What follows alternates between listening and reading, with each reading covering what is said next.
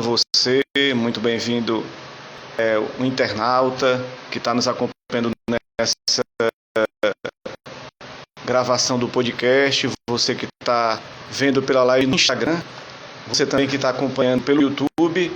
Nessa tarde a gente vai receber a Soraya Barreto, que está aqui, direto de Recife, para a gente falar sobre o trabalho dela, sobre futebol e mulheres, né, e torcida, né? Está começando de novo essa live, né? Então, que fica como o início, para valer, novamente a Soraya Barreto, direto de Recife, né?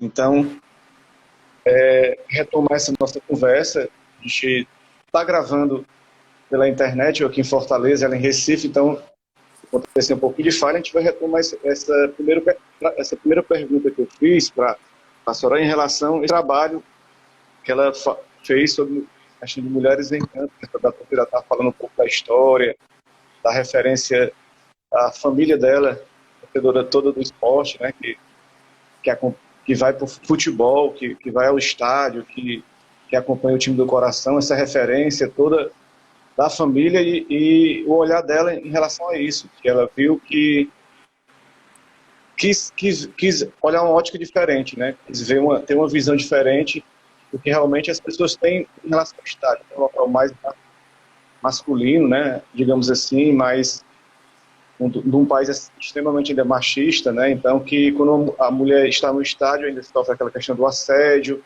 E ela acaba contando uma história, né, pessoal. Ela, como mulher, né, gostando de futebol, e o marido dela não gostava de futebol. Aí eu até citei que como uma coisa invertendo a lógica do país machista, né? Geralmente é o homem que gosta e a mulher não gosta muito de futebol, né? Mas você fez o diferente. Bem-vindo novamente. Vamos tentar retomar aqui essa história que estava interessante. Boa tarde, bom dia, boa noite. Ótimo. Boa tarde novamente, pessoal.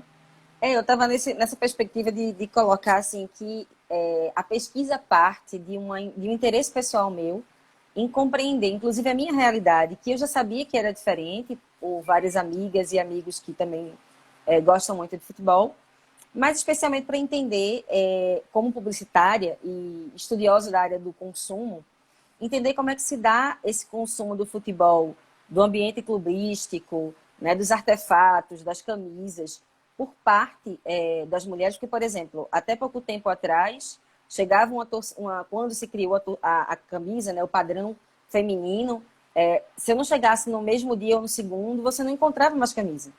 E isso era todos os anos. Então, assim, dizia, é a primeira vez, a gente não esperava que tanta gente comprasse?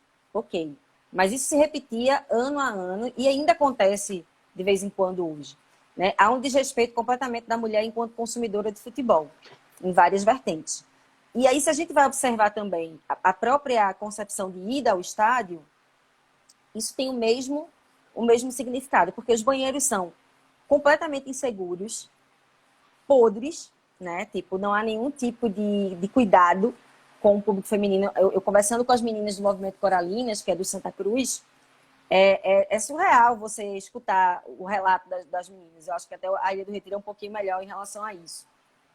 E fora essas questões que você pontuou aí, que a gente já estava falando, né, da questão do assédio, assim, porque é extremamente violento, você ter que ser importunada por alguém. Eu tenho o costume, né, de véia, de levar o meu raidinho, eu gosto de escutar o jogo no campo com o raidinho. Foi assim que eu aprendi com a minha avó e, tipo, é assim que faz sentido para mim até hoje. Então, a gente é negada a esses espaços, né? Mas, antes de tudo, quando eu fui observar a torcida, sendo uma pessoa da academia, eu observei que só existem estudos sobre a torcida organizada. Muitas vezes numa perspectiva extremamente marginalizada, né? Porque a gente sabe que não é só assim, que a história também não era assim desde o começo. Eu me lembro de estar no meio adolescente, no meio da jovem, e nunca me senti insegura, inclusive, assim, me sinto muito mais insegura hoje sozinha do que no meio da galera da jovem. Claro que as coisas mudaram muito, as pessoas se tornaram, né, um tanto violentas, a gente não entende necessariamente por quê, tem alguns aspectos, outros não. Mas a minha pesquisa, ela parte da proposta de dizer assim, eu quero conhecer quem é a torcida pernambucana. Nesse momento, né, até porque a gente está vivendo um momento em que valores ou qualquer incentivo para pesquisa é completamente fora de questão, né? Então, isso foi tudo do meu bolso. E eu me juntei aos meus alunos e alunas, né, que também estudam e gostam de futebol, marketing esportivo e outros esportes também. E eles foram super parceiros da gente ir, eu comprava os ingressos para a gente ir para o campo, né, e a gente fazia as entrevistas do lado de fora ou do lado de dentro do estádio, com autorização dos clubes, né. E a gente fez em presencial mais de 300 entrevistas e fez 200 online, porque a gente também entendeu que tem esse público de torcedoras que não vai ao estádio justamente pelas premissas que quem vai entende, que é o medo da violência, né, o medo do assédio, as brigas depois do jogo. Então a gente tem muita gente realmente que deixa de ir para o estádio por conta disso.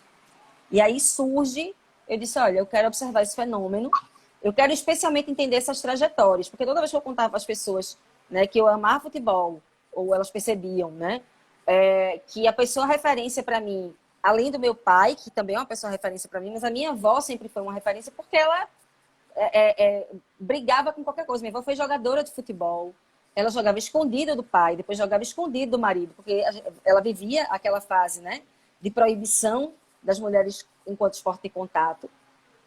Ela tinha consciência disso. Então, né, todo o histórico aí é um histórico de silenciamento. Eu queria começar a dar essa voz a essas mulheres, né, para que pudessem falar.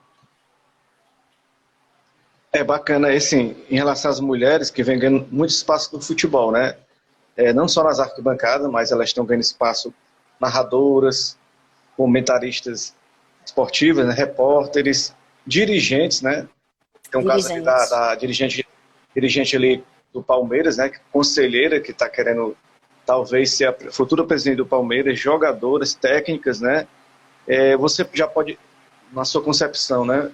Como pesquisadora, você já pode dizer que mulheres já conquistaram seu espaço no futebol, pode dizer que já está com espaço conquistado, já está portas abertas, já se passa muito mais a situação da mulher. Olha, eu acho que é um espaço que vem sendo conquistado, ele não está conquistado e ele nunca estará conquistado. Vou te explicar por quê. Tem uma frase de uma pesquisadora feminista que eu gosto muito, que basicamente quase todo mundo conhece ela, que é a Simone de Beauvoir, que ela fala assim, que basta uma crise, né, para os valores, os direitos das mulheres e das pessoas mais vulneráveis voltarem a ser questionados, né? As conquistas femininas, elas têm que estar em eterna vigilância. A gente tem o caso aí do Irã, por exemplo. O Irã, na década de 60, era um país tão liberal quanto o Brasil. Você vê as meninas de mini saia, todo mundo passeando pela rua maquiada e por aí vai. E com, né, o ganho de um movimento libertário conservador, se volta a uma sociedade extremamente patriarcal, né, onde a mulher basicamente sofre todo tipo de preconceito no sentido da sua emancipação, né? A gente no futebol de mulheres mesmo, até hoje, eu quero acreditar, eu sou bem poliana, assim, acredito que as coisas vão dar certo. Eu quero acreditar que a gente vai deixar de estar nesse movimento de ondas que o futebol feminino até hoje tem, né? Porque o futebol vai lá atrás, em 90, começar a disputar campeonatos, né? E vai começar a disputar copas. E praticamente quase ninguém ouviu falar, né? Tinha esse interesse midiático, da pauta midiática durante um tempo, depois essa ideia sumia completamente. A gente viu isso no Canadá, né, com a Copa de 2015, houve um interesse do Brasil pelas mulheres no futebol, depois sumiu. E depois isso volta, e é importante ponderar isso também, a Copa de 2019, além de ser um case em vários aspectos, ela tem um fator que é muito importante de ser citado, que já vinha ali sendo mitigadozinho na Copa de 2015. Os homens iam muito mal. A seleção masculina, ela não estava convencendo, né? Não estava convencendo a população. E aí parece que é uma retaliação para dizer assim, ó, até as mulheres estão jogando melhor do que vocês, porque a dinâmica é essa.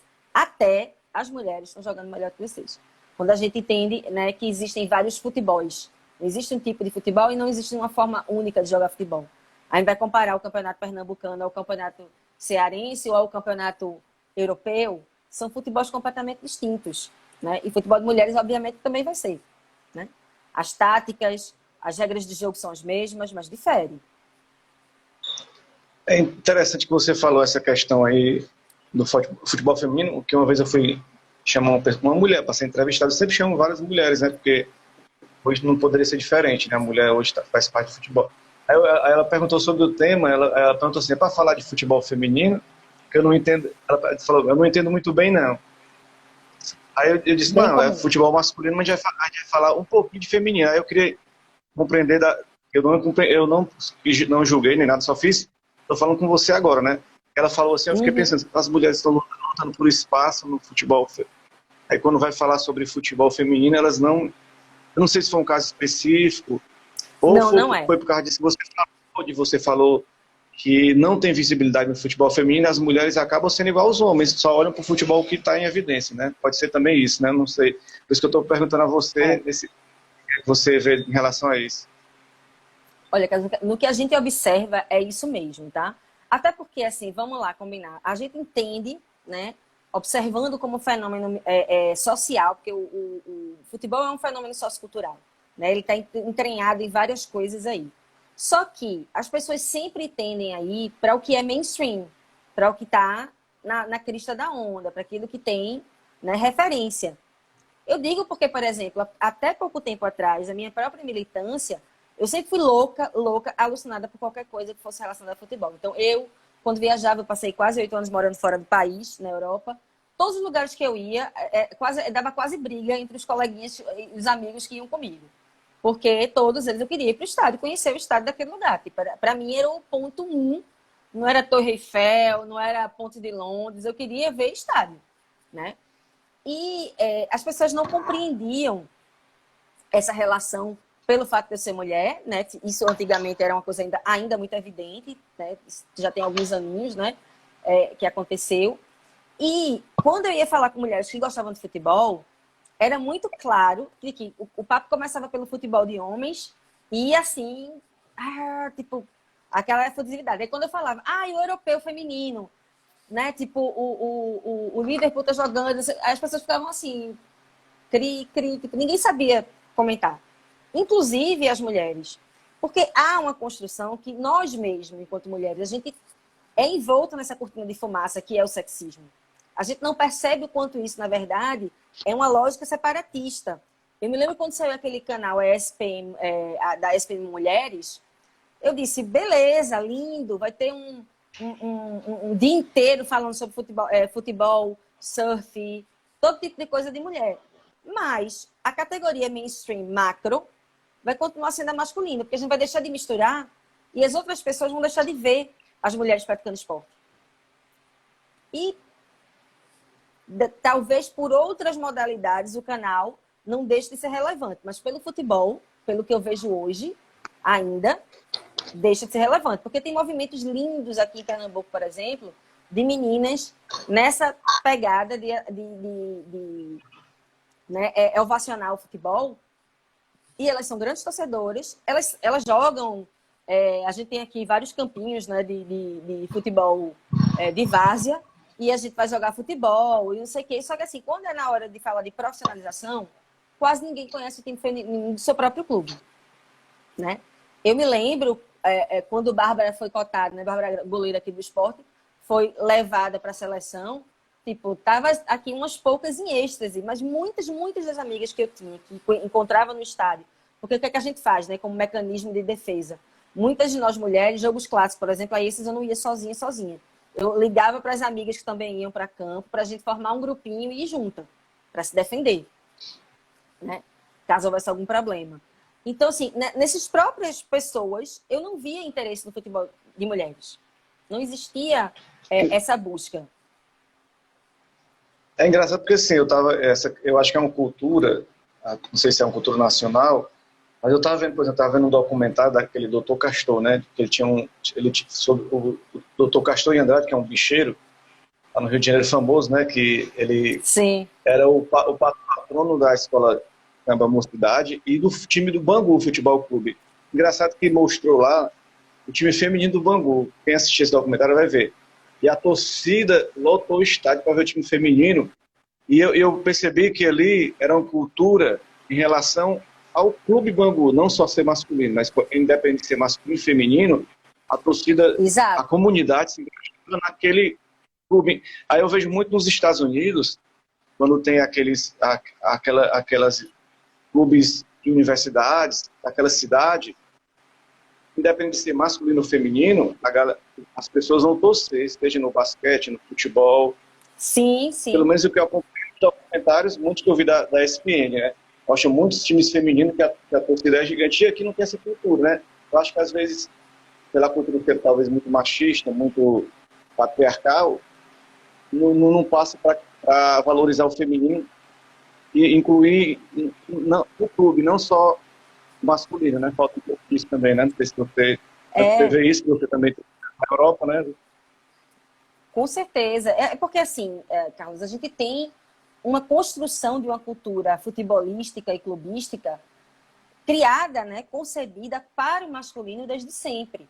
Aí a gente passa aqueles quase 40 anos sem contato, né, com afastamento da mulher de futebol, seja da arquibancada, seja dos campos, efetivamente. Claro que a gente sabe, hoje a história conta, né, tem uma pesquisa fantástica da Área Bonfim, que inclusive foi durante muito tempo pesquisadora do Museu de Futebol, a gente fez alguns trabalhos juntas, e a dissertação da Aida de mestrado é de um primor gigantesco, porque ela traz essa historicidade, inclusive demonstrando que o futebol de mulheres ele, surge muito nos picadeiros dos circos, né, em caricaturas, e nas festas de elite, da elite local. Né? Mas é muito mais no âmbito de show, espetáculo, do que do futebol em si. Mas é o início, né, de uma atividade. O problema que a gente precisa observar com calma é que a gente teve um gap aí gigante de afastamento e silenciamento que persiste até hoje, né, no próprio silenciamento da mulher no esporte. Né, é muito estranho para muita gente ainda, mulheres que vão para o estádio porque vão. Porque na cabeça das pessoas, eu ia para o estádio porque eu ia com um namorado, porque eu ia com... Nunca houve isso no meu caso. A não ser meu pai, que né, ainda aparece em pesquisa como a pessoa principal das mulheres irem junto para o estádio, né? Mas muitas vezes era ele mesmo brinca com isso, que muitas vezes era ele que era levado por mim, né? Que eu dizia que batia o pé que queria ir, a minha irmã também gostava. Então, assim, é uma relação que não dá para você categorizar no total, mas dá para você perceber, né, em nuances de rupturas, de quebra, o grau de construção que se dá a isso. Porque quando eu digo para uma menina o tempo todo, não, futebol não é para você, futebol não é para você, futebol não é para você, ela acaba incorporando aquilo como uma verdade. Quando eu tenho uma Marta, uma Formiga, uma Cici que não apareceu, porque assim, as pessoas não conhecem Cici, não tem noção de que a gente tinha uma Marta mais rainha ainda antes de Marta. Né? No futebol de mulheres no Brasil, as meninas começam a ver, poxa, eu posso fazer isso, né? No meu caso, em escola, por exemplo, eu estudei na escola a vida toda, que era quadra, era sempre dos meninos. E a gente começou a questionar isso, que teve que ir para a diretoria, para brigar, para a gente ter o nosso tempo de jogar futebol, de jogar o que fosse, na quadra da escola. Porque esses aparatos são sempre pensados no masculino, né? Porque isso é uma construção cultural que é muito difícil de quebrar. Precisa que tenham, aí sim, Martas, Aline Pellegrino, né, que fez um trabalho fantástico na Federação Paulista de Futebol, né, no Tratado de Futebol de Mulheres, lá em São Paulo. Não é à toa que São Paulo é a referência, com o Corinthians, da Cris Gambarré, que vai de conselheira a diretora do futebol de mulheres no Corinthians, e consegue feitos inimagináveis em tão pouco tempo. Eles ganharam muitas coisas. Né? E aí você vê que tipo, é a visão de uma mulher, né, como é a visão da Pia, no estilo de jogo. São estilos de jogos diferentes. O jogo é o mesmo, a modalidade é a mesma, só que são estilos de jogos diferentes. Como vai ser a gente aqui com o sul do país, como vai ser com outro país também. Essa questão aí, que eu vi em relação ao futebol feminino, às vezes nem o masculino tem tanta representatividade de torcida. Você vê que nos tempos normais, sem ser de pandemia, os estádios só estão lotados em poucos jogos, né?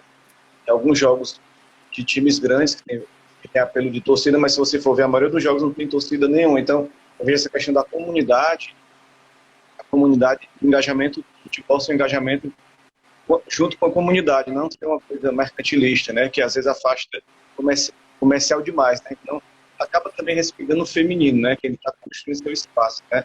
Essa questão que você falou é muito importante. Você falou em relação a futebol feminino na escola. Eu me lembro, há 20 anos atrás, né? Quando eu estudava ensino médio, 20 e poucos anos atrás, aí, inclusive, a namorada minha jogava futebol, né? Eu ia assistir o jogo dela, ela ficava jogando futebol de salão, né? E tal, né? Aí eu comecei a fazer parte do Grêmio Estudantil na época também, né? Duas coisas que eu gostava de política, futebol, a gente acabou, foi a minha, quase minha primeira namorada, né? Então foi uma coisa assim, bateu, né? A paixão pelo futebol com um relacionamento, né? E naquela época eu já via as mulheres participando, já faz muito tempo que as mulheres participam do futebol, não é de agora, né? Mesmo assim, Não, ainda não não é verdade. construíram ainda esse espaço que você falou, é uma questão de quebrar os paradigmas e os preconceitos que ainda são muito arraigados na nossa sociedade. Exato. Agora, É muito agora eu nisso. queria... Pode falar. Não, tipo, concordando contigo mesmo, é muito isso, tipo, tem aquelas pessoinhas, né, como eu, como a tua ex-namorada, não sei se ainda é atual, Antiga. que já vem, antiga, que Faz vem tempo, mas já a com gente é aquela amiga ainda. paixão, olha aí, então amiga, né, tipo, que vem com essa paixão de berço, porque eu acho que não é só a família que constrói, eu tenho pessoas também da família que não estão nem aí pro futebol, apesar de viverem numa família extremamente, né, apaixonada. Mas é compreensível as pessoas que se afastam. Justamente por isso, porque realmente o ambiente do futebol não é pensado para essas pessoas. Ele não é pensado, né, para acolher esse grupo de pessoas. E isso é um questionamento que a gente sempre tem feito muito junto às diretorias dos clubes, né, de práticas e referências. As meninas, aqui no esporte, é o Elas e o Esporte, no Náutico tem a Timbuzeiras, no Santa Cruz tem o Movimento Coralinas, que são meninas que realmente entraram em campo não só para torcer, mas para serem ativas politicamente dentro do clube. Isso é que pode construir uma nova política futebolística para as mulheres e para outros grupos também. Vamos já falar também mais sobre a torcida feminina. Agora eu queria pegar a sua opinião sobre o futebol de Pernambuco. Um pouquinho só aqui no nosso bate-papo. O esporte que conseguiu se manter na Série A, né? O Jair Ventura aí conseguiu manter o time aos trancos e barrancos, né? Dizendo que se arrastando, mas conseguiu se manter na Série A, que é importante para o futebol nordestino, né? O Náutico na Série Sim. B conseguiu aí, se não me engano, com o Hélio dos Anjos, né? Treinador, se eu não me engano. Isso. E agora o Santa Cruz, eu não me lembro, está na Série C, mas não me lembro do treinador do Santa Cruz. Mas ele já retomou o trabalho também, né? Você sabe, lembra o nome do treinador? Eu não. O treinador do Santa Cruz é... Eu estava vendo antes de ontem, mas acabei me fugindo. Mas assim, em relação ao futebol, Por você vê acaso eu três fui ver times também.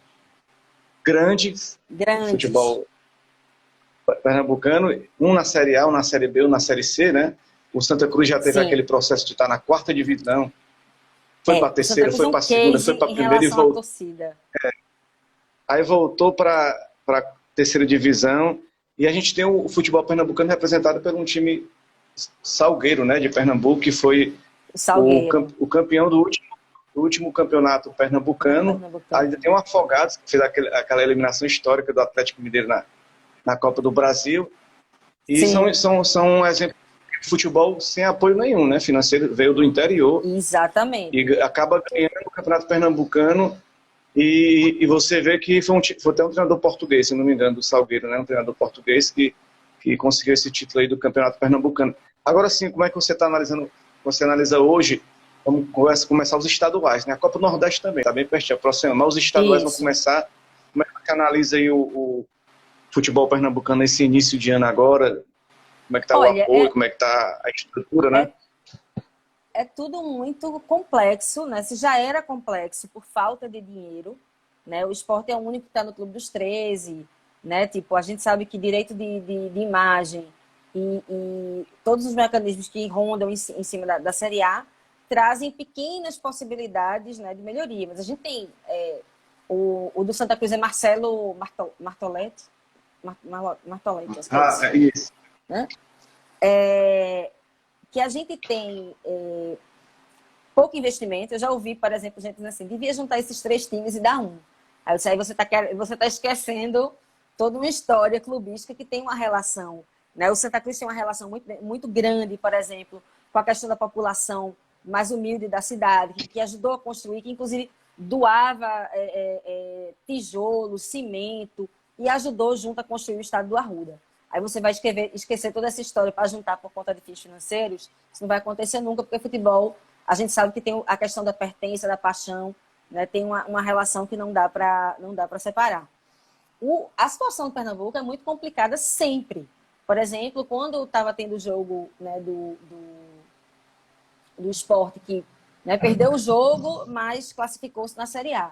E eu estava justamente dialogando com uma amiga, dizendo assim, gente, é todo ano isso, a gente fica lutando para não cair. Começa até bem, fica ali até às vezes no G8, depois começa a descer, porque assim, não tem fôlego financeiro, né, para ter atletas de ponta. Quando tem atletas de ponta, vende muito rápido, como na história de Juninho Pernambucano, como foi o caso de Rivaldo para Santa Cruz.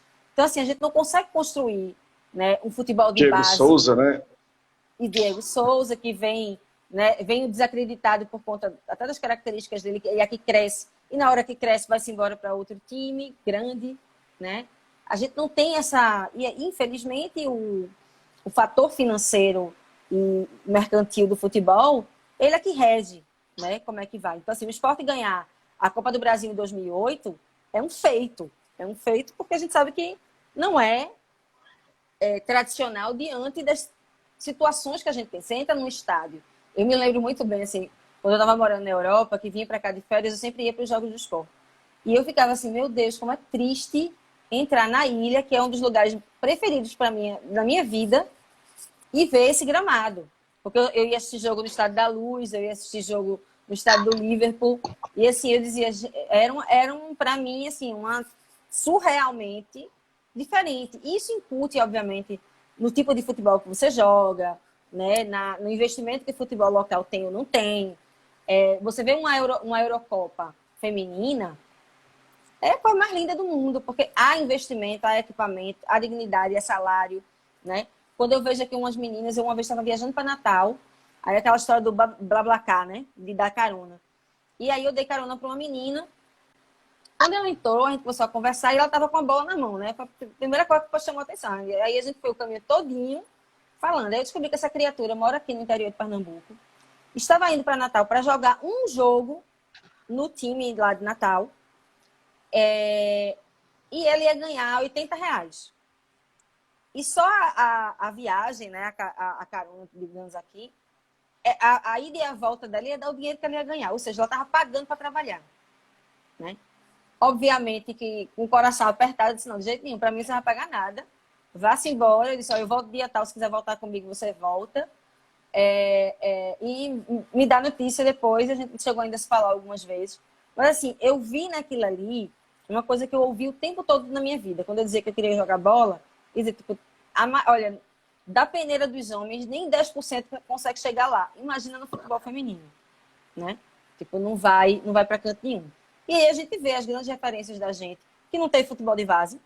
Marta, Formiga, Cici, ninguém jogou futebol de base. Não existe. Agora que a gente está vendo um construto de futebol de base, especialmente São Paulo, que lançou há pouquíssimo tempo, né, a categoria sub-9, que até então era só sub-17, depois teve sub-17 e 18, e foi aumentando. Aí a gente está começando a ver uma construção. Mas os clubes também dos homens sofrem da mesma carência, obviamente, num patamar muito diferente. E olha que assim, Recife, ainda dentro do Nordeste, é considerado uma referência. Recife, Bahia, Fortaleza, né? É considerado Fortaleza está chegando agora, né? Assim, se fortalecendo mais agora nos últimos anos, né, Fortaleza? Agora sim, eu queria aproveitar, assim, voltando um pouco ao seu trabalho, desse seu livro, né? Você escreveu um artigo, eu estava até lendo esse artigo no Ludopédio, né? O pessoal do Ludopédio, inclusive entrevistei a Fernanda Hag, lá de Curitiba, que mora em São Paulo, que é pesquisadora, entrevistei ela também uma vez. Tem um contato com o Bruno Balacó, que é aqui de Fortaleza, que é do RENEM, né? Que é o Estudos de Futebol do Nordeste.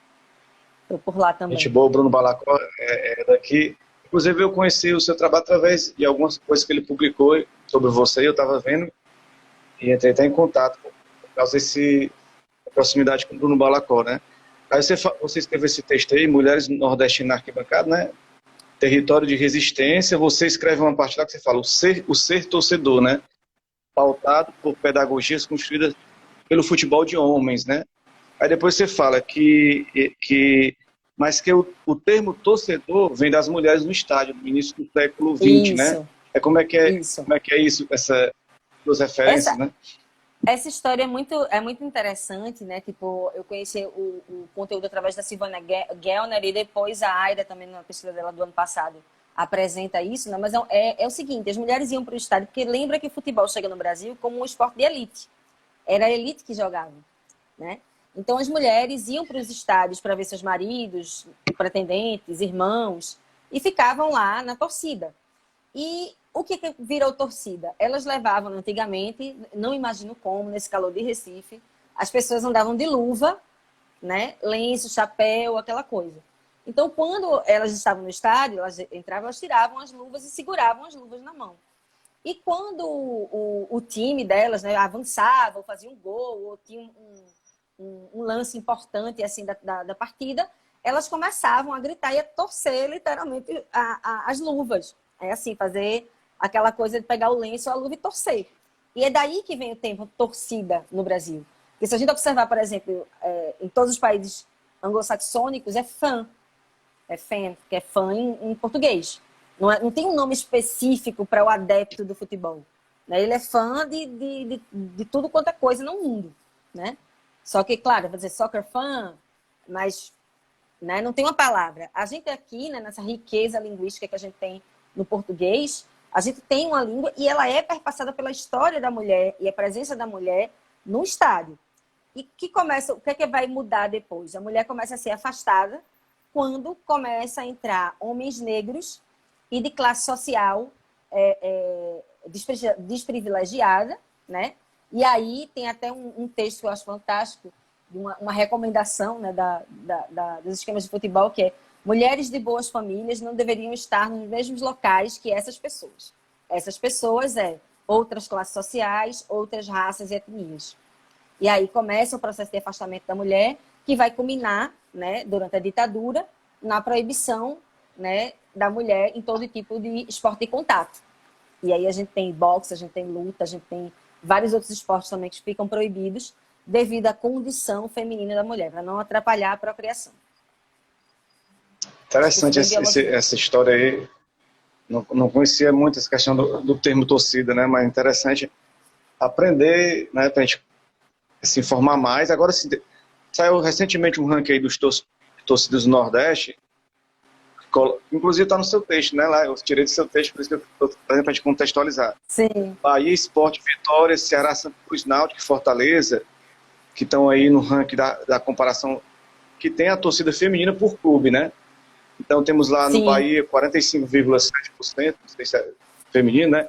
Sport 44%, Santa Cruz 43%, Ceará 38% e o Fortaleza 34% aí a presença feminina. Você considera essa presença já uma boa presença, já está bem participativa a presença feminina nas torcidas dos times aí principais do Nordeste? Olha, é significativo sim, porque a gente sempre vai ter que levar em consideração essa história, né, do afastamento. Essa lei de proibição, ela é finalizada no fim de 79, eu nasci em 80, né, eu nasci em 1980, e aí eu digo assim, caramba, eu estava nascendo e o futebol de mulheres estava sendo legalizado no Brasil, porque Vânia dizia, a gente via polícia na rua, a gente corria, porque a gente tinha medo de ser presa, né, como muitas mulheres foram, de estarem praticando futebol. Então, a gente tem que pensar que, quando eu observo, né, na pesquisa aparecem alguns dados do livro, né, que são mais amplos do que o que está no ludopédio, onde eu percebo que essa juventude atual, né, as meninas mais jovens, entre os 16 e 20 anos, a pesquisa demonstra isso para a gente, mais de 33% delas escolheu o clube pelos resultados que esse clube desempenha. Obviamente que tem alguma influência de amizade, mas não é especificamente pela família, pelo pai ou pelo namorado. Né? Elas vão atrás dessas informações. Você vê que a gente está vivendo um cenário completamente diferente. Eu sou rubro-negra doente, eu sei que é para Leonardo dizer doente, mas é verdade. Mas eu sei que eu tenho uma relação familiar muito forte. Tipo, a pessoa que sempre foi referência para mim, de carinho, de cuidado, tudo, que a minha avó era rubro-negra ensandecida, meu pai também, meus tios. Então, assim, não tinha escapatória, eu tinha que ser rubro-negra e pronto. Não era por conta. E, claro, eu nasci num período em que o esporte ganhava quase tudo. Isso também ajuda muito, né? Porque eu sei, por exemplo, de casos aí, não é nem mulher. Eu tenho um primo que o pai é náutico, ele é náutico, e coitado, ele nunca viu na vida o náutico fazer nada. É sempre vivendo a história do ex-luxo. Né? É Campeão, assim. o esporte campeão brasileiro 87, teve a Copa do Brasil, não foi? Também 2008. o esporte ganhou. Não, Oh, e só assim, a isso aí, gente só tem... para dar um alô aqui. A Mayra Gomes está ali acompanhando aqui, sol maravilhosa. Ah, Também eu acho que minha teve ex-aluna. uma Sandy, a sua irmã, Sandy? Deixa eu ver aqui. Sandrine? Teve uma pessoa aqui que Barreto também É minha participou irmã. aqui, estava acompanhando É também. minha irmã. Várias pessoas estavam acompanhando aqui. Pronto, pode continuar. Você está falando sobre a hegemonia do esporte de Recife, né? Não, tipo, o esporte e o Santa Cruz tem muito mais títulos, né? Ambos. E o esporte tem tem 3 pentacampeonatos. Né? Então, assim, há essa disputa, mas assim, eu acho que é muito engraçada e salutar, né? Quando as pessoas não entram naquela noia de ir para a coisa física, porque o futebol tem essa coisa do embate, da disputa, né? Da brincadeira um com o outro. Desde que a gente respeite o direito uns dos outros, tá tudo certo. Isso, E a gente claro, com aprende, né? certeza. A gente aprende com o contexto. Eu me lembro de mais nova, né? Assumir aquele perfil, por exemplo, que meu pai usava muito, chamar os torcedores do Náutico de Barbie, né? Porque é vermelho e branco, e aí mistura é rosa. E quando eu fui mais velha, percebi o quanto isso, na verdade, era homofóbico, eu disse, pai, não gosto mais dessa brincadeira. Aprendi que essa brincadeira não é legal para quem está ouvindo. Né? E brincadeira só é legal se Os todo mundo está tempos, rindo. os tempos vão mudando, né? As coisas vão mudando e a gente também tem que evoluir com as coisas, né? Aí Exatamente. você falou que nasceu em 80, eu nasci um ano antes, 1979. Aí, o ano que o Inter foi campeão brasileiro, né? Vai ter a final agora, quinta-feira, última rodada, né? Não sou torcedor Isso. misto, né? Eu só torço o time do meu estado. Respeito quem é torcedor misto, eu só torço Ceará, né? Que é o meu time. Eu Mas, assim, também. né? Em especial nessa rodada, alguma coisa me faz torcer pelo Inter, porque já faz 41 anos que ele não ganha, e o Flamengo Eu tenho todo ano motivos para não ganha. torcer pelo Flamengo. Eu É sou Inter demais, com desde certeza. pequenininha. O Inter só especificamente nessa disputa, porque 41 anos, né, o ano que eu nasci também, eu queria ver o Inter ganhando de novo, né, que faz muito tempo, apesar do Flamengo ser muito mais forte, né, eu acho que tá mais pro Flamengo, né, não sei como é que você vê Mas essa última rodada aí. essa é a lindeza do futebol. Não adianta você achar que pode estar todos os prognósticos para um lado e pode acontecer tudo reverso. Quando a gente está envolvido, não é muito legal, não. Mas quando a gente não está, é interessante essas zebras que acontecem. Porque o futebol tem essa É bacana agora, imprevisibilidade, né? com certeza. Às vezes tem vitórias que a gente, por exemplo, o Ceará ganhou 2 vezes do Flamengo, o Ceará. E o time do Ceará também perdeu jogos que a gente nem imaginava, né? Com o próprio esporte também, né? No campeonato teve Sim. vitórias que ninguém imaginava, derrotas. Então, o futebol é isso. Agora, sim, voltando um pouco da torcida feminina, eu queria que você explicasse assim para a gente qual a diferença de alas femininas nas torcidas organizadas e torcidas femininas exclusivas, que foi também o que você escreveu, né? Porque tem a Olha, torcedora que faz parte de uma ala feminina, de uma torcida organizada, e tem aquelas que têm a sua própria torcida feminina organizada. porque assim, são nuances diferentes, assim como vai acontecer, né, com os homens em torcida. Mas nas mulheres a gente percebe que tem algumas nuances, tem uma questão política muito forte, assim, que está envolta.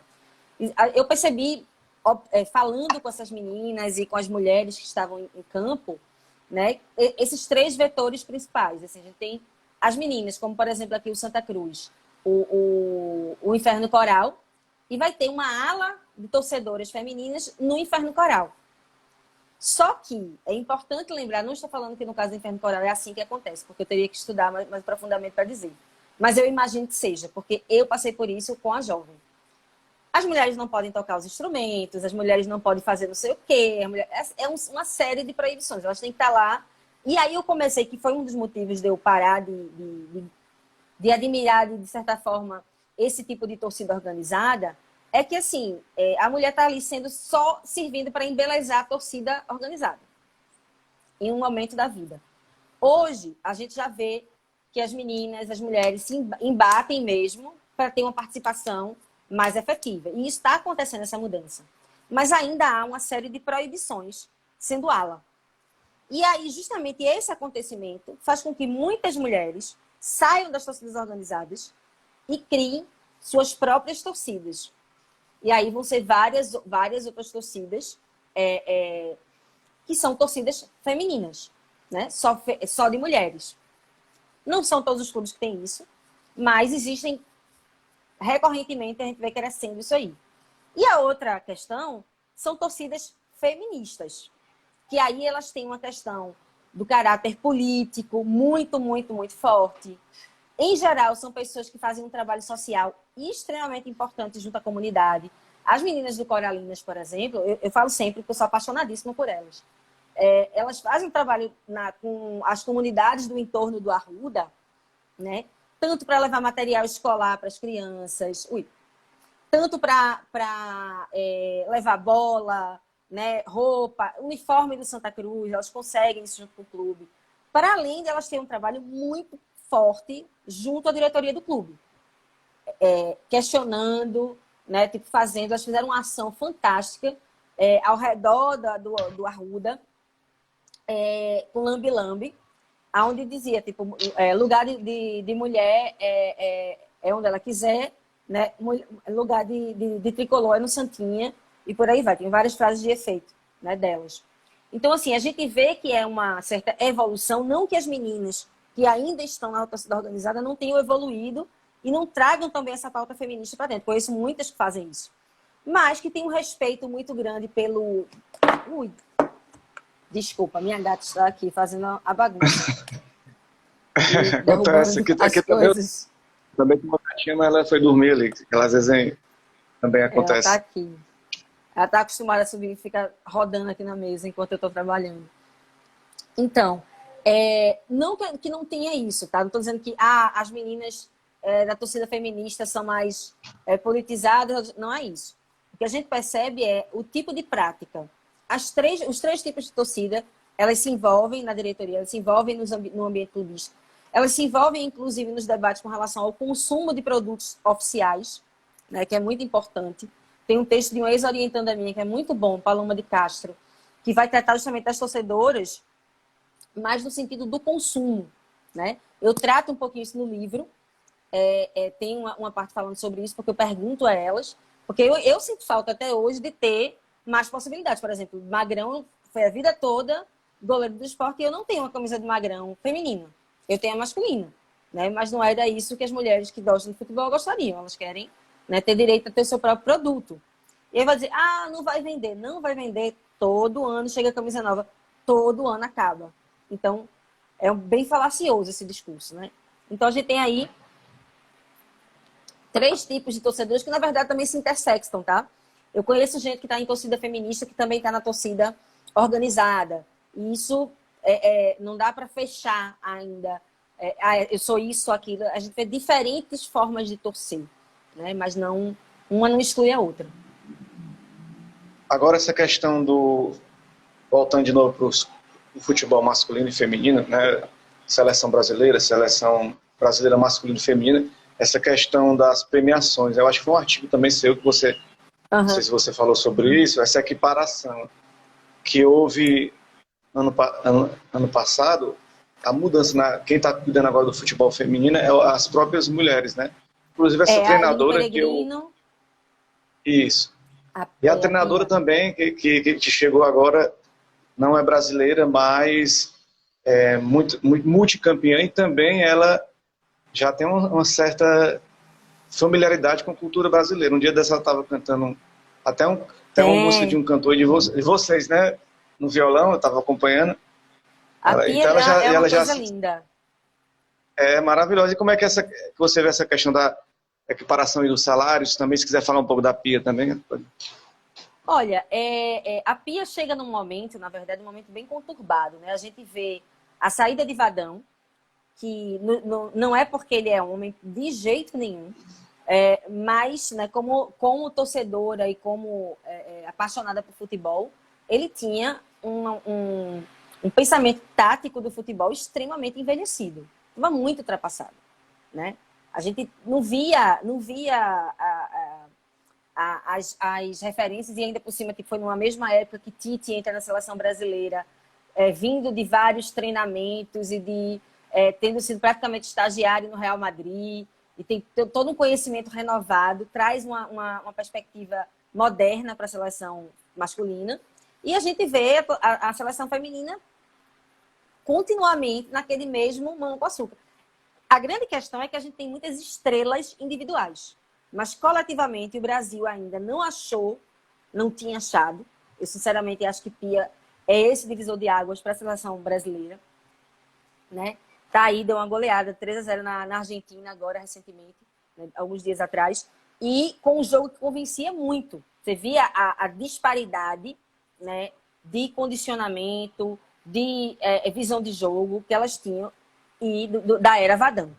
Vadão, por conta justamente de péssimos resultados, é demitido. Pouco depois, a Emily Lima é admitida. A Emily não é uma pessoa que fica caladinha com coisas que ela discorda, que ela não concorda. Apesar de ela parecer uma pessoa bem fofinha, que ela é bem pequenininha, magrinha, loirinha, né? Ela é uma mulher de muita opinião, né? E sabe o que está fazendo ali. É uma profissional. A Emily discordou de uma série de questões que estavam sendo feitas pela CBF, inclusive de condições de treinamento, de uma série de questões que tem a ver com a qualidade, né, do jogo a ser desenvolvido pelas atletas. E Emily, com pouquíssimo tempo, foi demitida. Houve todo um levante, tanto da seleção feminina quanto de entidades esportivas e por aí vai. Apesar de a saída de Emily ter o apoio, por exemplo, de Marta, porque a gente está nos bastidores estudando, trabalhando, sabe, né, não tinha uma boa relação. Né? E só que Emily vinha de vários ganhos, né, nos campeonatos nacionais, de vários times, e que tinham experiência e uma expertise extremamente modernizada. E aí, novamente, ela é demitida. E quem é que volta? Vadão. Aquele que tinha sido demitido porque não tinha conseguido fazer nada. Né? Se a gente olha para o nacional masculino, a gente vê que os técnicos vão e vêm também. Isso aí não é fora. O que eles fazem? Contratam o melhor que eles podem. Né? E aqui no Brasil não é possível que não tivesse nenhuma outra possibilidade de técnico ou técnica que não fosse Vadão ou Emily, já tinha tido um desconceito aí. Então, foi tanta campanha, especialmente das atletas, que aí o Brasil finalmente vai olhar para fora e traz a Pia Santos, que é, né, campeã olímpica, extremamente respeitada no país dela, né, tem um trabalho extremamente importante junto ao futebol, não só feminino. Então, a gente vê as coisas mudarem um pouquinho. Mas isso tudo vem atrelado a um processo histórico e atual muito forte, que é a própria evidência, o agendamento midiático dado ao futebol de mulheres nos últimos anos no Brasil, desde o começo da movimentação para a Copa. Não digo nem só a Copa, porque a Copa em si a gente está aí. Eu também publiquei recentemente um artigo que a gente tem um observatório da Copa, e a cada 4 anos a gente faz o observatório da Copa feminina. E a gente teve um aumento, para você ter ideia, de 2015 para 2019, de 533% de aumento de matérias veiculadas nos portais esportivos. Então, a gente vê como cresceu o interesse pelo futebol de mulheres. Né? Porque agora virou um mercado, e assim, as pessoas falam da mercantilização. A mercantilização tem os seus problemas graves e a gente sabe quais são. Mas, por outro lado, ela oferece dignidade, salário, condições de jogo. A gente está falando de uma Copa de 2015, onde as atletas jogaram em um campo sintético. É surreal, 2015. Nenhum homem, desculpa, não tem esse que fosse profissional ganhando não sei quantos milhões por mês, que fosse jogar no campo sintético. Quem já jogou em campo sintético sabe, corta, queima, especialmente, caiu ali e saiu se ralando, você sai toda queimada.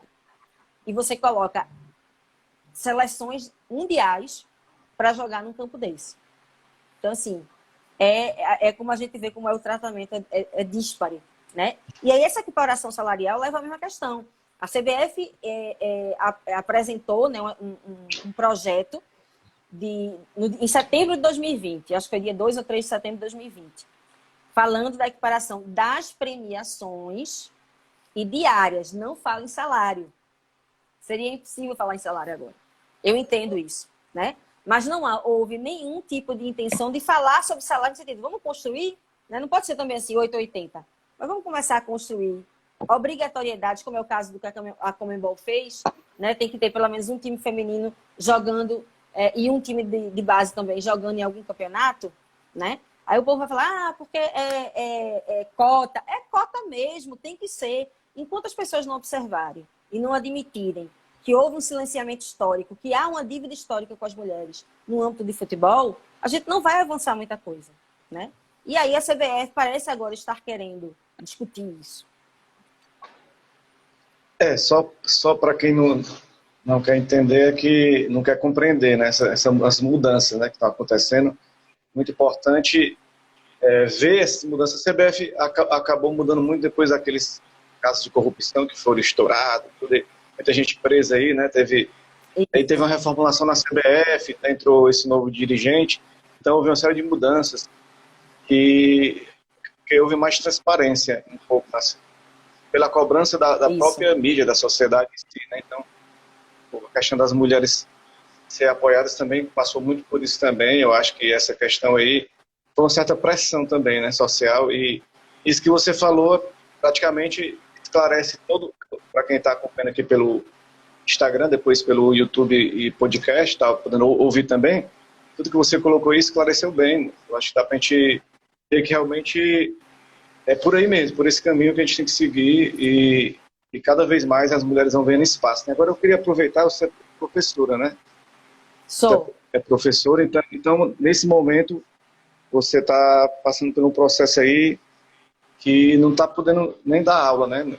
Tá trabalhando em Tá tendo home que ser office. remoto. Tá tendo esse atendimento remoto. Como é que é para você, fugindo um pouco do futebol, né? Mas da profissão de professor, né? Você ser profissional, uma professora no Brasil, e como é que a questão da valorização e questão desse trabalhar no home office, como é que está sendo também esse apoio para você trabalhar, né? Olha, na verdade, tem sido um desafio todos os dias, né? Porque, assim, nós, professores e professoras, o nosso termômetro da compreensão se os alunos estão ou não compreendendo o que a gente está querendo passar, o que a gente está ensinando, é observar as reações deles, é a carinha que eles fazem, é a forma como eles trabalham em sala de aula, são as questões que eles colocam. Agora, imagina você está dando uma aula que você está acostumado, e eu sou uma pessoa bem festiva, meus alunos, minhas ex e atuais sabem disso. Eu gosto de brincar, eu gosto de dialogar, e gosto muito que eles falem, né, que tragam os exemplos da vida dele, porque torna a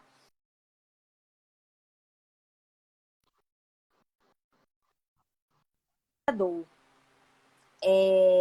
E não vê a cara de ninguém praticamente, porque nem todos, a maioria não quer abrir a câmera, e eu acho que também é muito violento a gente obrigar, né, porque é um momento diferente. Muitos deles, né, não moram sozinhos, não têm o privilégio como eu aqui, ficar no meu quarto sozinha trabalhando. Tem, às vezes, vários irmãos, várias pessoas morando na mesma casa, falando, trabalhando também. Então, a gente tem que entender com empatia esse momento de todo mundo. É muito difícil, porque a gente não foi treinado para isso. Eu não sou professora de EAD, né? Eu sou professora de sala de aula. E os alunos também é complexo, né? Não tem convívio social, a gente não tem a parte boa do estar na universidade. Eu estava até falando recentemente com uns alunos que me homenagearam, que se formaram agora, e a formatura foi online.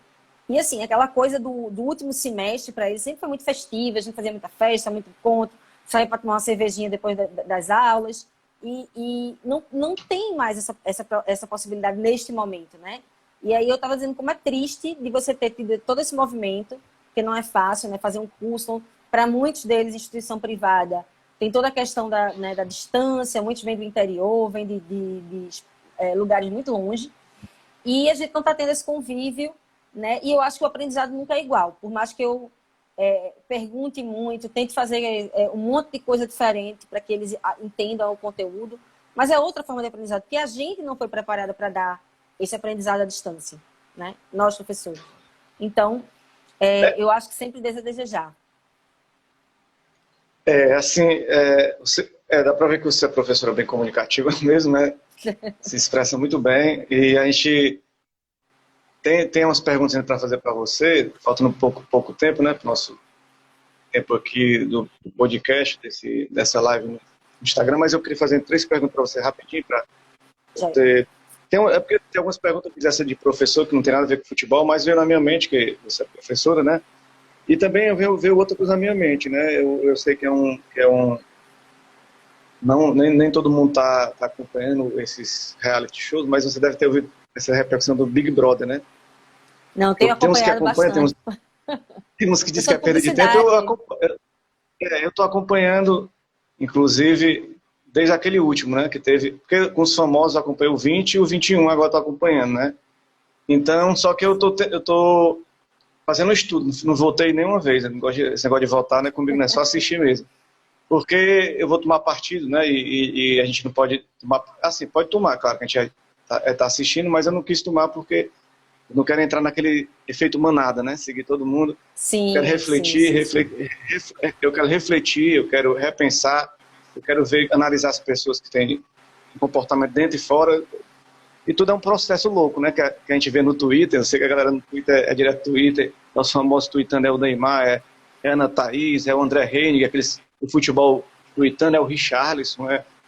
Aí eu queria que você me respondesse assim, em relação ao Big Brother em si e esse discurso de ódio, né, que a gente enfrenta na sociedade. Como é que a gente faz para enfrentar esse discurso de ódio na sociedade que toma conta, por causa das redes sociais, né? Que é o único local que as pessoas estão se encontrando hoje, né?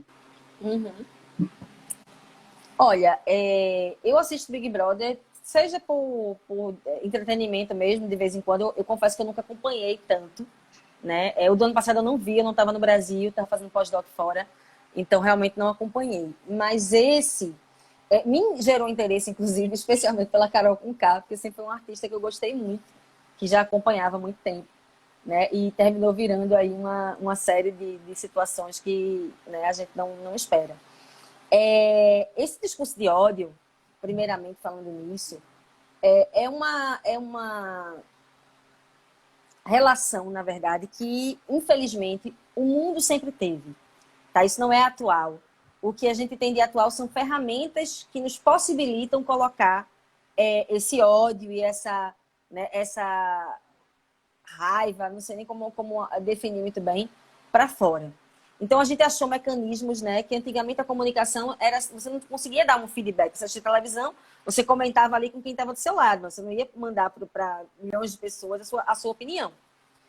Associado a isso, eu acho que houve um crescimento grande, né, nesse discurso de ódio no Brasil nos últimos tempos, muito atrelado, queiram ou não queiram, ao discurso, né, do presidente, né, que é uma pessoa que tem um comportamento destoante, né, da diplomacia, né, e que fala o que pensa, que na verdade muitas, infelizmente, brasileiros pensam como ele, mas que por educação, por questão de compreender até onde vai o seu lugar e o lugar do outro, guardam para si. Mas os preconceitos todos nós temos. Talvez não tão pesados e obsessivos como é o caso ali daquele cidadão. Mas temos. Então, o que eu vejo como comunicóloga e coordenando o Observatório de Mídia da UFPE, que é um dos trabalhos que a gente vê, inclusive esse trabalho da Copa, ao observar a comunicação nos últimos anos, é muito claro que aumentou muito a vazão do discurso de ódio. Porque, assim, a partir do momento que o presidente da República fala o que quer, da maneira que quer, quem sou eu na fila do pão para não poder também falar? Né? Então, as pessoas vão odiando cada vez mais. O caso da cultura de cancelamento, que dialoga com o BBB, a gente tem falado bastante sobre isso em sala. O BBB, na verdade, para mim, sempre foi meio que um objeto de avaliação, porque eu sou publicitária, né? Eu dou aula de publicidade. Então, a gente sempre observa as ações, né? Os tipos de ações, como é que funciona, porque isso é o nosso dia a dia de trabalho. Mas o BBB tem uma nuance antropológica muito interessante. E esse BBB, especificamente, ele está entranhado de outras questões que as pessoas não estão levando em consideração. As pessoas que ali estão confinadas já vieram de um confinamento externo por conta da pandemia. Já estava todo mundo estressado, endoidando o cabeção. Eu sou uma dessas pessoas. E ainda passam 10 dias no hotel, trancados só eles sozinhos, né, no hotel. Perfeito.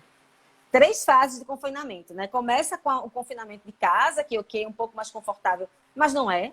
Eu, por exemplo, sou uma pessoa extremamente boêmia, vivia na rua. A obrigatoriedade de estar dentro de casa, para mim, é violenta, né? Com o meu corpo, com a minha cabeça, com tudo. Mas, ok, vamos lidar com a situação. Mas aí você vai para o confinamento no hotel, fica 10 dias sem poder falar com ninguém. Eu não sei se tu viste ou quem está assistindo aqui viu a reportagem, que assim, nem a pessoa, a camareira que vai levar o negócio, a comida da criatura, pode falar com a pessoa. Não pode responder. É extremamente violento isso, gente. E aí depois como é que o Gilberto aguentou, hein? O Gilberto que é de Pernambuco, não, né, Gilberto? Ele ficou lá, tchac, o dia todinho. Coitado. Economista, né? Ele é doutorando em economia. Tá aí aprovado das universidades, várias universidades americanas, tá arrasando ele. E depois você entra no confinamento com gente que você não conhece. Tá todo mundo à flor da pele. Todo mundo tá à flor da pele. Agora, tem... Os egos lá em cima, né? E aí, um ego claro... Enorme. E aí, claro, vai contar também quem você é enquanto pessoa e os seus monstrinhos internos que todo mundo tem. O caso de Carol Conká é complexo, porque ela fez bullying, ela foi violenta, ela mentiu um bocado. Assim, as câmeras, as gravações mostram, né, ela criando narrativas. Mas, sinceramente, eu não acho que aquilo é nada diferente do que a gente vê na sociedade, só que a gente não tem acesso a entender o que está acontecendo. Aí, às vezes, a gente pesca ali que o coleguinha está sendo leve trás, não sei o quê, mas a gente não tem como comprovar com vídeo. E aí eu não estou passando de jeito nenhum pano na cabeça da Carol. Acho que ela errou e muito. E acho que vai ser muito importante. Eu escrevi um texto no Instagram, só interrompendo você. Eu escrevi um texto no Instagram sobre isso, que eu falei antes dela ser eliminada, que eu achava que ela merecia ser eliminada, que ela teve todos os motivos para ser eliminada, mas ela não merecia ser eliminada por uma percentual como já imaginávamos, né? De quase 100%. Porque eu acho que ali está embutido muita gente que não está eliminando ela pelo jogo, mas por alguns preconceitos embutidos, na minha opinião. Eu achei. Perfeito. Eu fiz porque você não viu o BBB 20, mas eu vi o BBB 20, e a Manu Gavassi, que é uma cantora que todo mundo gosta, a Rafa Kalimann, e a Marcela, que é aquela médica, que são né, vamos dizer, brancas, e tudo, tem aquele perfil mais aceitável das pessoas, elas praticaram praticamente quase igual que a Carol Conká praticou contra o Babu, né? E ninguém cancelou ela, ninguém teve essa repercussão que teve com a Carol, né? Claro que a Carol fez por merecer sair, né? Mas não ser hostilizada dessa forma. Eu não conheço, tipo, eu só sei que são as fadas sensatas, né, do BBB 20. Eu confesso realmente que eu não tenho, não vi, né? Porque não tava. Daquela edição, né? Mas eu concordo contigo em partes do que eu posso concordar, porque não vi tudo, mas eu concordo que assim, existe um diferencial muito grande, né? Apesar de Lumena e Carol terem dado uma forçadinha ali em questões que não eram raciais, para serem raciais, mas a leitura do público aqui fora tem muito de racial, sim. Eu não acho que em nenhum momento ali ninguém foi racista no sentido de tipo, eu briguei com a Carol porque ela é negra. Não acho. Inclusive, acho que ela ficou muito protegida na casa no começo pelo fato dela ser a Carol com K, não ser a Caroline. A Caroline talvez tivesse sofrido, mas ela sendo a Carol com K, ela ficou protegida. Agora, quando as pessoas começam a notar os discursos incoerentes dela, aí, né, a coisa começa a mudar de figura, começa a se discutir a questão racial, que, sinceramente, eu só poderia opinar se eu a fundo analisasse todas as cenas, porque não dá pra gente saber assim, até porque eu não vejo pay-per-view, nada disso, eu vejo ali basicamente o que a Globo mostra, que é editado, né? Então a gente sabe que não é assim tão fácil. Mas essa cultura de cancelamento, esse discurso de ódio, né? Eu ouvi falar que a família do Nego Di estava sendo atacada na rua. Gente, o ser humano botar esse monstro para fora, né? Que dialoga com essa coisa do discurso de ódio sem o mínimo filtro. E esse momento que a gente está vivendo de violência, porque assim, O mundo está muito violento. Não estou falando de violência de ser roubado, de levar um tiro, não. As pessoas, entre elas, estão muito violentas. As pessoas estão sem paciência na discordância do outro, né? Em qualquer tipo de questão. Claro que tem aquele tipo de discordância que é melhor a gente deixar para lá mesmo e nem dialogar, porque não vai para canto nenhum. Mas a gente parece ter desaprendido. Oi. Tem só o Lupo Oroli falando que acho que as coisas que a Carol fez foram mais pesadas que as coisas que rolaram em relação ao Babu no ano passado. Mas também acho que em relação ao público aqui fora também tem um preconceito, né? Que é a opinião do nosso ouvinte aqui, internauta que está acompanhando, né? Agora o nosso tempo o assunto está tão legal, podia passar 3 horas falando, mas por causa do tempo, eu vou só fazer uma perguntinha rápida para você. Assim, a gente começou a falar sobre as arquibancadas, né? E eu queria que você falasse a questão, como é ser torcedor virtual longe do estádio, né? Hoje a galera está mais tweetando, né? Eu fico acompanhando o jogo do futebol, às vezes não entendo como é que a galera fica assistindo o jogo e tweetando. O gol saiu, o cara já tem um texto enorme sobre aquele gol. Meu Deus do céu. Olha, quem quer saber um pouco... Oi, pode falar. Não, tranquilo. Quem quiser saber um pouquinho mais desse assunto, que eu acho que é um assunto muito interessante, pode procurar os textos do Ari Rocco Júnior, que fala sobre as arquibancadas digitais. São conceitos já que existem na comunicação, né? O Ari é professor lá da USP e trabalha com essas questões. Isso, na verdade, é um comportamento muito atual, né? Da comunicação que se mistura com esses fenômenos culturais, porque a gente é multitela. Né? A gente está aqui trabalhando, está assistindo o Big Brother, tá não sei o quê, a gente está no celular, a gente está no tablet, a gente está no computador. Então, assim, o esporte não vai mudar, não vai deixar de ser invadido também por isso, né? Então, a gente vai estar aqui observando, por exemplo, quando no caso do jogo do esporte, nem estava matematicamente dependendo só dele. Então, a gente vai acompanhando o outro jogo que está rolando também aqui, seja pelo UOL, seja pelo rádio, por onde é que você está acompanhando as duas coisas ao mesmo tempo. E quando a gente fala no Twitter, porque o futebol ele deixou de ser só paixão para ele ser, além de entretenimento, política, pautas identitárias e sociais. Então, as pessoas querem debater sobre esses assuntos e o Twitter, ao meu ver, hoje, é o grande palco desse espaço, né? Que é nessa perspectiva de ser multitela. Então, eu estou aqui assistindo televisão, estou assistindo o jogo no estádio, se não estou no estádio, estou assistindo na televisão. Eu me lembro, por exemplo, a Copa do Brasil de 2008, que o Sport ganhou, foi um pesadelo na minha vida, porque eu estava morando em Portugal, eu estava fazendo mestrado lá, e são 4 horas a mais, o jogo foi à noite, eu estava assistindo o jogo toda madrugada e não existia streaming, galera. Existia Lancinete. E eu ficava dando F5 a noite toda para ver o jogo e não podia gritar, não podia falar, porque estava todo mundo dormindo. Morava numa casa residente estudantil, né, coletivo. E eu me lembro assim, meu Deus, eu assisti esse jogo inteiro vendo lance. Eu não vi vídeo, eu não vi o gol, eu não vi nada. Depois, meu irmão querido lindo me mandou o DVD que tem todos os jogos, né, da Copa do Brasil 2008, para eu poder assistir os jogos e ver a campanha. E ainda me lembro de perguntar, mas tu vai assistir jogo que já houve? Já houve, mas eu não vi. Eu preciso ver o jogo, né? Para entender a campanha, porque foi uma campanha lindíssima. Mas, assim, a gente está vivendo nesse universo onde essas ferramentas que aparecem, elas só vêm para somar. Que a gente consegue ampliar o debate em torno do futebol, né? Muito mais. E observar outras perspectivas, né? Outros futebols também. E o Fradique, Soraya Barreto, o esporte hoje ganha ou é cancelado? É amanhã, né? O jogo. Amanhã é o jogo do esporte. O Oroli, eu estou aqui trabalhando e ouvindo vocês. Multitelas total. Agora, uma última pergunta, né? Já tinha falado isso no começo, mas aquele começo que acabou não sendo cancelado, né? Que começou de novo, né? Era sobre a falta que você sente, né? Mas sente mais falta do estádio cheio ou do carnaval de Pernambuco, de Recife, de Olinda? Eita, que pergunta difícil. É complicado, né? Mas é complicado, viu? É complicado. Mas não sei, vai dar um empate, gente. Vai dar um empate na vida, porque carnaval é uma coisa muito séria para pernambucano. Mas olha, tipo, Você? o estádio cheio é uma questão